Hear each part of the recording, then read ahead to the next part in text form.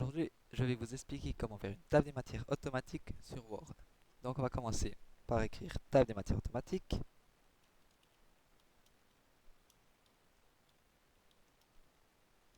Table des matières, ça suffira. Alors voilà, table des matières, on va le mettre en 12 Arial, en gras, centré. Voilà, là va venir notre table des matières. Donc maintenant, on va faire comme si on avait un vrai dossier avec une introduction. L'introduction, j'aime bien mettre en 18. On va mettre un point pour faire que ça soit bien chiffré pour après dans la table des matières. Voilà, centré gras 18, parfait pour un titre. Non, voilà, plutôt comme ça. Alors ça, on va l'enregistrer en style pour pouvoir faire la table des matières automatiques plus tard. Donc, enregistrer en tant que style.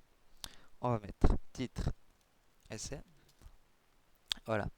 Maintenant, on va faire un sous-titre. Donc, un sous-titre, on le met à gauche. On le met en 12, Arial, gras, 1.1, sous-titre. J'ai pas d'idée de nom, donc je mets sous-titre. Voilà. Donc, à ça, on va aussi l'enregistrer en tant que style. Donc, sous-titre. Donc moi je préfère quand les sous-titres ils sont décalés comme ça de 1. Donc ça on va faire sous modifier le style. Et puis là on va décaler de 1. Voilà. Comme ça sera tout le temps comme ça qu'on fera plus tard. Maintenant on va faire encore un sous-sous-titre. Donc 1.1.1 sous-sous-titre.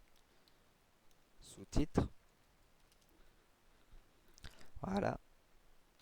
On va le mettre en italique.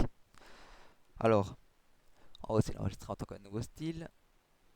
Sous, sous, pardon, sous-titre. Voilà. J'aime bien qu'ils sont plus décalés, comme ça. Donc ça, on le modifie aussi dans les styles. Là, et encore un. Tac. Et voilà. C'est parfait. Comme ça, comme on voit, on peut faire maintenant notre table des matières. On va la mettre là, la table des matières. Donc on va aller sur référence, table des matières, insérer une table des matières. Alors on va faire avec trois niveaux. Titre, sous-titre, sous-sous-titre. Et maintenant, les options. Donc, maintenant, les chiffres 1, 2, 3 correspondent au niveau.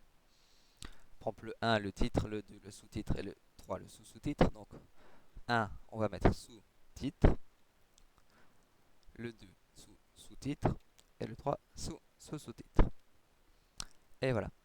Donc, nous avons maintenant notre table de matière qui est toute belle, qui est tout à fait automatique. Si par exemple maintenant on veut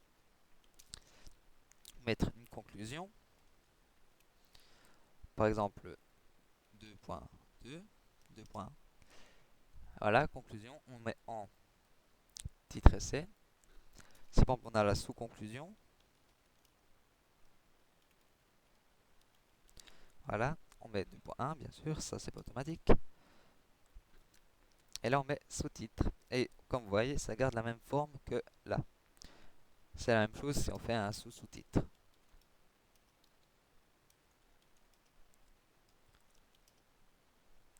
Voilà, 2.1.1. Si on met sous-sous-titre. Et maintenant, si je vais sous ma table des matières, bouton de droite, mettre à jour les champs, mettre à jour toute la table. Et voilà, ça vient tout seul. C'est pas magnifique? Donc voilà, j'espère que cette explication vous a été d'une aide précieuse.